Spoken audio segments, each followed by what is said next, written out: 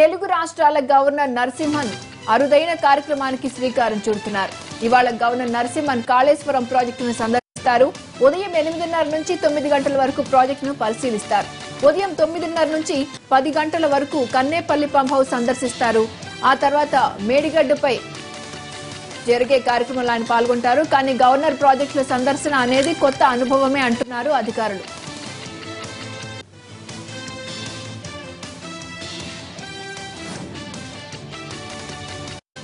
AP cabinet ఇవాళ మధ్యాహ్నం భేటీ కానుంది. సీఎం చంద్రబాబు దావోస్ పర్యటనకు వెళ్లే ముందు జన్మభూమి కార్యక్రమం ముగిసిన తర్వాత జరుగుతున్న ఈ కేబినెట్ భేటీలో కొన్ని కీలక నిర్ణయాలు తీసుకోనున్నారు. క్లౌడ్ హబ్ పాలసీ 2018-20కి రాష్ట్ర మంత్రివర్గం ఆమోదం తెలుపనుంది. దీంతో పాటు ప్రతి గ్రామ పంచాయతీకి నీటి సరఫరా లక్ష్యంగా సమగ్ర నీటి విధానంపై ఈ కేబినెట్ లో చర్చించనున్నారు. వివిధ సంస్థలు రుణం పొందేందుకు మంత్రివర్గం ఆమోదం తెలిపే అవకాశం ఉంది. వైసీపీ అధినేత జగన్ ఇవాళ 66వ రోజు పాదయాత్ర కొనసాగిస్తున్నారు. శ్రీకాళహస్తి నియోజకవర్గం సదాశివపురం క్రాస్ రోడ్ నుంచి పాదయాత్ర ప్రారంభమవుతుంది.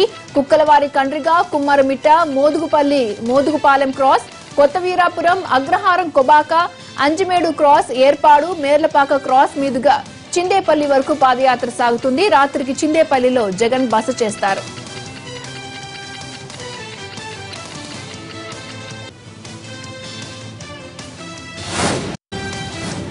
అమరావతిలో 2 రోజుల పాటు జరిగిన కలెక్టర్ల సదస్సు ముగిసింది.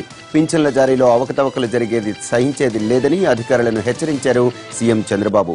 మీ సేవా కేంద్రాల్లో అవకతవకలకు అవకాశం ఇవ్వవద్దని సూచించారు. ఎస్సీ ఎస్టీ కేసుల విచారణలో అలసత్వం వద్దన్నారు. నేరాల అదుపునకు పకడ్బందీగా చర్యలు తీసుకోవాలని సూచించారు.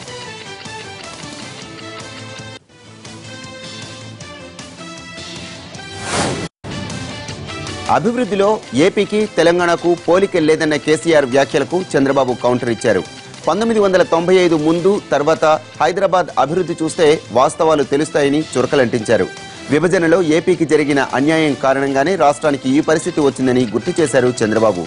ఏపీ తలసరి ఆదాయం మరో 35,000 పెరిగితే దక్షిణాది రాష్ట్రాలతో సమానమవుతుందని చెప్పారు ముఖ్యమంత్రి. హేతుబద్ధత లేకుండా రాష్ట్ర విభజన జరిగిందని కుండబద్దలు కొట్టారు ఏపీ సీఎం చంద్రబాబు. విభజన కష్టాల నుంచి ఇప్పుడిప్పుడే బయటపడుతున్నామన్న ఆయన కేంద్రం ఉదారంగా ఆదుకోవాలని కోరారు. ఏపీ ప్రజలకు సామర్థ్యం లేక ఆర్థిక కష్టాలు రాలేదని, యూపీఏ ప్రభుత్వం చేసిన అన్యాయమే దీనికి కారణమని అన్నారు. విభజన హామీలు నెరవేర్చాల్సిందేనని, అవసరమైతే సుప్రీంకోర్టుకు వెళ్లడానికి కూడా వెనుకాడమని హెచ్చరించారు చంద్రబాబు. శాంతి భద్రతలు బాగుంటేనే రాష్ట్రానికి పెట్టుబడులు వస్తాయన్నారు ఏపీ సీఎం చంద్రబాబు. తప్పు చేసిన వారెవరినీ వదలవద్దని పోలీసులకు ఆదేశాలు ఇచ్చారు. గంజాయి, గుట్కా, బెల్ట్ షాపులపై ఉక్కుపాదం మోపాలని సూచించారు. నేరం చేస్తే శిక్ష తప్పదనే భయం ఉంటే తప్పకుండా లా అండ్ ఆర్డర్ కంట్రోల్లోకి వస్తుందని చెప్పారు. పోలీసులు టెక్నాలజీని మరింత సమర్థవంతంగా ఉపయోగించుకోవాలన్నారు చంద్రబాబు.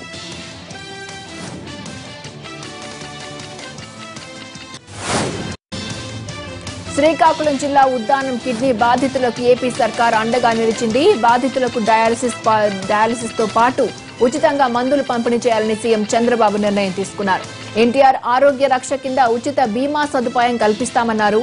ప్రైవేట్ ఆసుపత్రుల్లో డయాలసిస్ చేయించుకుంటున్న బాధితులకు నెలకు 2,500 రూపాయలు పెన్షన్ ఇస్తామని చంద్రబాబు ప్రకటించారు.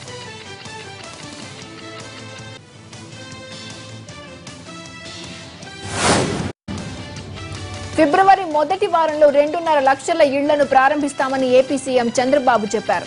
సంక్రాంతి సమయంలో ముహూర్తం సరిగా లేనందున ఫిబ్రవరి మొదటి వారంలో సామూహిక గృహ ప్రవేశాలు చేద్దామని వ్యాఖ్యానించారు. అక్టోబర్లో మరో విడత గృహ ప్రవేశాలు ఉంటాయని స్పష్టం చేశారు. 18 లక్షల ఇళ్లను 2019 జనవరికి పూర్తి చేయాలని గృహ నిర్మాణ శాఖను ముఖ్యమంత్రి ఆదేశించారు. కేంద్రం నుంచి మరిన్ని ఇళ్లను సాధించాల్సి ఉందన్నారు. ఎన్టీఆర్ గ్రామీణ గృహ నిర్మాణం కింద 2017-18లో మంజూరు చేసిన ఇళ్లలో 94% పూర్తయ్యాయని చెప్పారు సీఎం.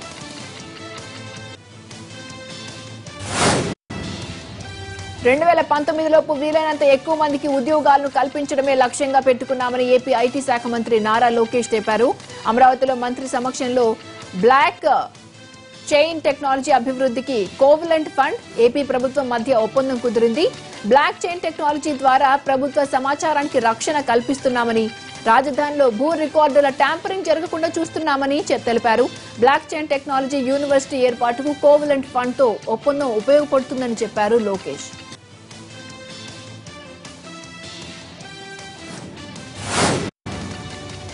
జనసేన అధినేత పవర్ స్టార్ పవన్ కళ్యాణ్ ఆ పార్టీ కార్యకర్తలకు సందేశం పంపారు. కార్యకర్తలు, అభిమానులు సంయమనం పాటించాలని సూచించారు. పార్టీ పెట్టి 4 ఏళ్లు కూడా కాలేదని, ఇంకా పసిప్రాయంలో ఉన్నామని గుర్తు చేశారు పవన్. కొందరు జనసేనను ఎదగనీయకుండా ప్రయత్నిస్తున్నారని, ఇదంతా రాజకీయంలో ఓ భాగమేనని అభిమానులకు చెప్పారు పవర్ స్టార్. కార్యకర్తలు, అభిమానులు ఆవేశపడకుండా తెలివిగా వ్యవహరించాలని సూచించారు. జనసేన ఉపాధ్యక్షుడి పేరుతో లేఖ విడుదల కావడంపై రాజకీయ వర్గాల్లో చర్చ జరుగుతోంది.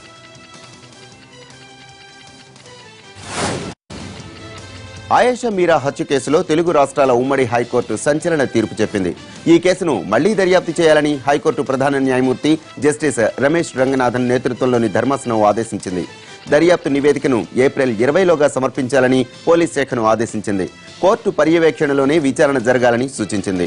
పునర్విచారణ జరపాలన్న హైకోర్టు నిర్ణయాన్ని స్వాగతిస్తున్నామని ఆయేషా మీరా తల్లి శంషాద్ బేగం అన్నారు. తన కూతుర్ని చంపిన అసలు దోషులు ఇప్పటికీ తప్పించుకుని తిరుగుతున్నారని, హైకోర్టు ఆదేశాలతో వారికి తప్పక శిక్ష పడుతుందన్న విశ్వాసం తమకుందన్నారు.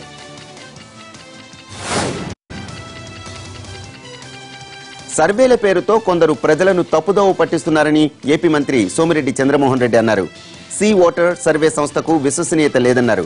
గతంలో సీ ఓటర్ సంస్థ చెప్పిన ఏ ఒక్క సర్వే నిజం కాలేదన్నారు. ఇదే సంస్థ గత ఎన్నికల సమయంలో వైసీపీ గెలుస్తుందని చెప్పిందని, కానీ ప్రజలు టీడీపీకి పట్టం కట్టారని మంత్రి సోమిరెడ్డి గుర్తు చేశారు. ప్రతిపక్షానికి వచ్చే ఎన్నికల్లో చాలా చోట్ల అభ్యర్థులు కూడా దొరకలేదని జోస్యం చెప్పారు సోమిరెడ్డి. హైదరాబాద్ను ఆంధ్ర, రాయలసీమ ప్రజలే అభివృద్ధి చేశారని, 1995 తర్వాతే హైదరాబాద్ అభివృద్ధి జరిగిందని తెలంగాణ ఐటీ మంత్రి ఒప్పుకున్నారని సోమిరెడ్డి గుర్తు చేశారు.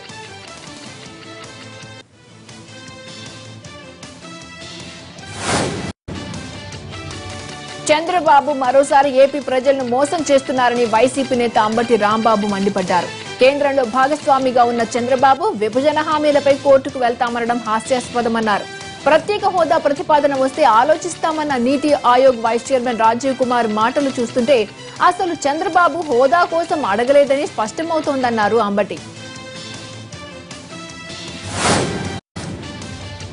విభజన చట్టంలో హామీలను అమలు చేయకుంటే సుప్రీంకోర్టుకు వెళ్తానన్న చంద్రబాబు మాటలు చేతగానితనానికి నిదర్శనమన్నారు కాంగ్రెస్ నేత సి రామచంద్రయ్య. నిజాయితీ ఉంటే కేంద్ర కేబినెట్ నుంచి బయటకు రావాలని డిమాండ్ చేశారు. ఎప్పటికప్పుడు విభజన హామీలపై కొత్తగా కన్ఫ్యూజన్ క్రియేట్ చేయడం చంద్రబాబుకు అలవాటైందని ఆరోపించారు సి రామచంద్రయ్య.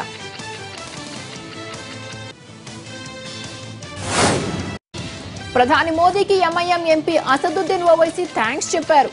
ట్రిపుల్ తలాక్ అంశాన్ని మోదీ లేవనెత్తడం వల్లనే ముస్లింలు అందరూ ఏకమయ్యారన్నారు. కేంద్రానికి ముస్లిం మహిళలపై ప్రేమ ఉంటే 2000 కోట్ల రూపాయలు కేటాయించాలని డిమాండ్ చేశారు. ఎవరైనా ఒకేసారి 3 సార్లు తలాక్ చెప్తే సమాజ బహిష్కరణ చేయాలని కర్నూలులో ఆయన మహిళలకు పిలుపునిచ్చారు. వచ్చే నెల 11వ తేదీన హైదరాబాద్ లో ట్రిపుల్ తలాక్ బిల్లుకు వ్యతిరేకంగా సభ నిర్వహిస్తామన్నారు. తెలంగాణలో 24 గంటల కరెంటుపై కాంగ్రెస్ అవాస్తవాలు చెబుతోందని మంత్రి హరీష్ మండిపడ్డారు. దేశంలో మిగులు విద్యుత్ ఉన్న మాట నిజమైతే కాంగ్రెస్ అధికారంలో ఉన్న కర్ణాటకలో 24 గంటల కరెంటు ఎందుకు ఇవ్వటం లేదని ఆయన ప్రశ్నించారు. కాంగ్రెస్ హయాంలో పరిశ్రమలకు వారంలో 3 రోజులు పవర్ హాలిడే ప్రకటించారని, తాము మాత్రం అధికారంలోకి వచ్చిన ఏడాదిలోనే పరిశ్రమలకు 24 గంటల విద్యుత్ ఇచ్చామని గుర్తు చేశారు హరీష్.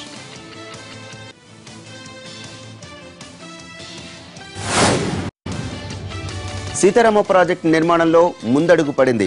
కొత్తగూడెం జిల్లాకు సాగునీరు అందించేందుకు చేపట్టిన ఈ ప్రాజెక్టు స్టేజ్ 1కు అటవీ శాఖ గ్రీన్ సిగ్నల్ ఇచ్చింది. చెన్నై ప్రాంతీయ అటవీ పర్యావరణ సాధికార కమిటీ జారీ అనుమతులను చేసింది. తెలంగాణ సర్కార్ ఇచ్చిన ప్రెజెంటేషన్ పై సంతృప్తి వ్యక్తం చేసిన కమిటీ దాదాపు 1500 హెక్టార్ల అటవీ భూముల సేకరణకు అనుమతినిచ్చింది. దీనిపై మంత్రి హరీష్ రావు హర్షం వ్యక్తం చేశారు. స్టేజ్ 2కు కూడా అటవీ అనుమతులు వస్తాయని ఆశాభావం వ్యక్తం చేసిన ఆయన ఆ దిశగా చర్యలు చేపట్టాలని అధికారులను ఆదేశించారు. ప్రాజెక్టు పనులు వేగవంతం చేయాలంటే తొలిదశ అటవీ అనుమతులు కీలకం. ఇందుకోసం 5 డివిజన్లలో 31,000 ఫారెస్ట్ ల్యాండ్ను ప్రాజెక్టు పనుల కోసం వినియోగించుకోవాల్సి ఉంటుంది.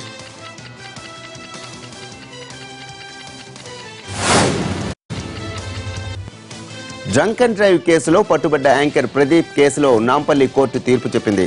ప్రదీప్ డ్రైవింగ్ లైసెన్స్ ను 3 ఏళ్ల పాటు రద్దు చేసింది. ప్రదీప్ కు 2100 రూపాయల జరిమానా విధించింది. డిసెంబర్ 31న న్యూ ఇయర్ వేడుకల్లో పాల్గొని తిరిగి వస్తున్న సమయంలో జూబ్లీ హిల్స్ లో పోలీసులు నిర్వహించిన డ్రంక్ అండ్ డ్రైవ్ తనిఖీల్లో ప్రదీప్ మద్యం తీసుకుని అడ్డంగా దొరికిపోయాడు. బ్రీత్ అనలైజర్ లో 170కి పైగా పాయింట్లు నమోదు కావడంతో ప్రదీప్ కారును పోలీసులు సీజ్ చేశారు.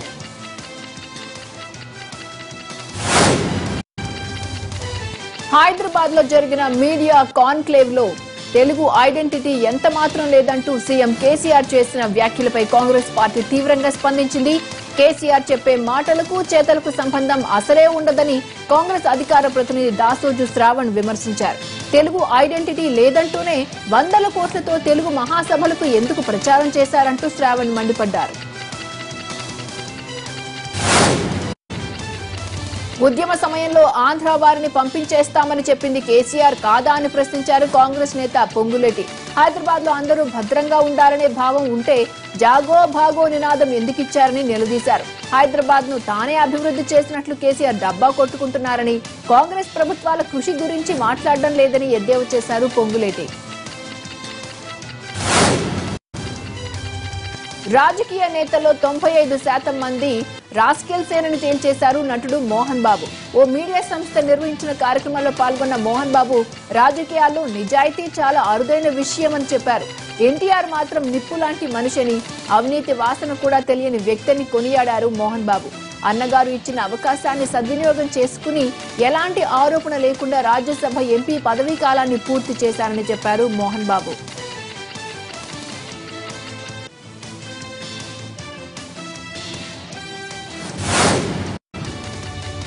సికింద్రాబాద్ లో చైల్డ్ వెల్ఫేర్ అధికారులు చేసిన సోదాలు ఉద్రిక్తంగా మారాయి.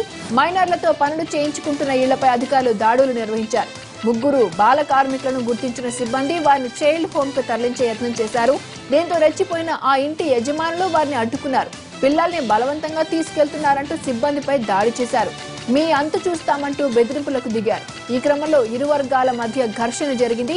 రంగంలోకి దిగిన పోలీసులు 3 బాల కార్మికులకు విముక్తి కల్పించారు. అనంతరం చిన్నారులను చైల్డ్ హోమ్ కు తరలించారు.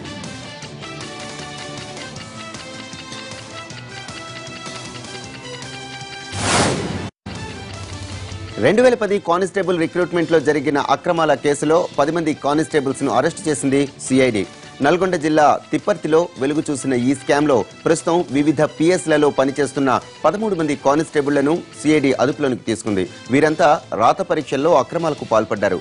తమకు బదులు వేరొకరితో పరీక్షలు రాయించినట్టుగా తేలడంతో సిఐడి వీరిపై కేసు నమోదు చేసింది. ఎఫ్ఎస్ఎల్ నివేదిక ఆధారంగా 10 మంది కానిస్టేబుల్స్ ను అరెస్టు చేసింది. వీరంతా సూర్యాపేట, నల్గొండ, యాదాద్రి పిఎస్లలో విధులు నిర్వర్తిస్తున్నారు.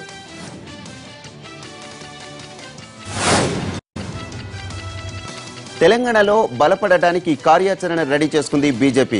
ప్రజా సమస్యల ఎజెండాగా వచ్చే వారం నుంచి ఫిబ్రవరి వరకు యాక్షన్ ప్లాన్ సిద్ధమైంది.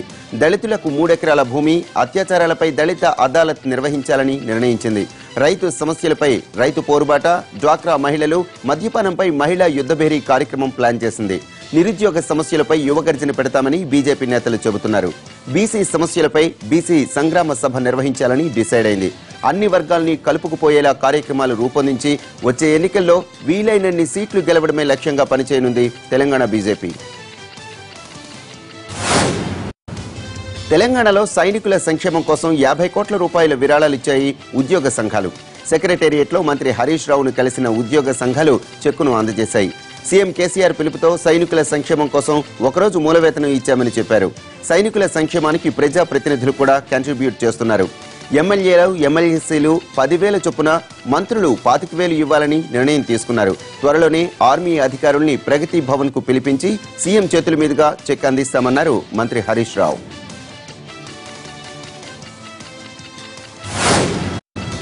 హైదరాబాద్ ఎల్బీ నగర్ లో మార్కెటింగ్ శాఖ ఉద్యోగుల సంక్షేమ భవనాన్ని ప్రారంభించారు మంత్రులు హరీష్, మహేందర్ రెడ్డి. మార్కెటింగ్ శాఖ ఉద్యోగుల డైరీ, క్యాలెండర్ ను హరీష్ ఆవిష్కరించారు. దేశంలో వ్యవసాయానికి భారీగా ఖర్చు పెడుతోంది తెలంగాణ రాష్ట్రమేనని గుర్తు చేశారు. మార్కెటింగ్ శాఖలో ఉన్న ఖాళీలు త్వరలోనే భర్తీ చేస్తామని హామీ ఇచ్చారు హరీష్.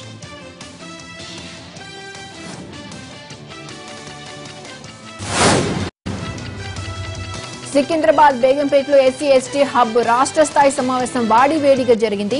కేంద్రం నిధులు ఇచ్చేందుకు సిద్ధంగా ఉన్నా తెలుగు రాష్ట్రాలు ముందుకు రావడం లేదని కేంద్ర అధికారులు బ్లేమ్ చేశారు. దీంతో యువత షేమ్ షేమ్ అని అరిచారు. అయితే కేంద్ర అధికారులకు మంత్రి జగదీష్ రెడ్డి చురుకులు అంటించారు. కేంద్రం పథకాలు ప్రవేశపెట్టక ముందే తాము అమలు చేసి చూపించామని గుర్తు చేశారు. కేంద్రమే తెలంగాణను చూసి చాలా విషయాలు నేర్చుకుంటున్న సంగతి గుర్తించాలని ఎద్దేవా చేశారు జగదీష్ రెడ్డి. హైదరాబాద్ ప్యారడైజ్ సెంటర్ లో రోడ్డు ప్రమాదం జరిగింది. నాగోల్ నుంచి హైటెక్ సిటీ వైపు వస్తున్న లారీ అదుపు తప్పి గోడను ఢీకొట్టింది. బేగంపేట ఫ్లైఓవర్ దగ్గర జరిగిన ఈ ఘటనలో డ్రైవర్ కి గాయాలయ్యాయి. వెనుక వైపు నుంచి వాహనాలేవీ రాకపోవడంతో పెద్ద పెను ప్రమాదం తప్పింది.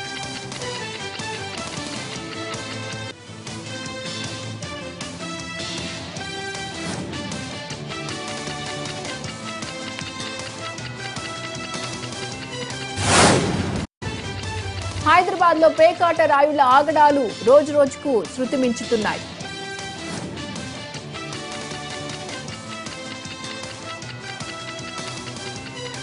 కృష్ణానగర్ లో పేకాట స్థావరంపై జూబ్లీహిల్స్ పోలీసులు దాడి చేశారు. గుట్టు చప్పుడు కాకుండా ఓ అపార్ట్మెంట్ లో పేకాట నిర్వహిస్తున్న నిర్వాహకుడితో సహా మరో 5గురిని అదుపులోకి తీసుకున్నారు. వారి నుంచి ప్లే కార్డ్స్ తో పాటు 63,000 నగదును స్వాధీనం చేసుకున్నారు.